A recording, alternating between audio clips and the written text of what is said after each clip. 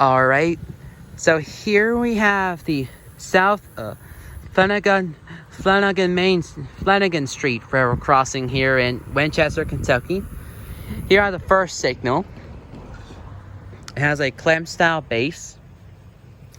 Here I have a CSX and emergency information. The dial number is 353490U and milepost is 0KC96.94. The lights are all Federal Signal age lights. And here I have the gate mass. It has a moderate energy space. It's stage and gate mechanism. Or there's the same. So here I have the gate lights are all Ricoh LED gate lights over here.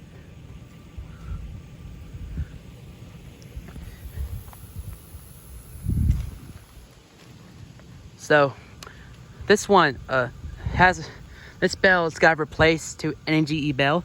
It's WRS, and here the relay case. So this train is still passed through this crossing for a long time since the past. So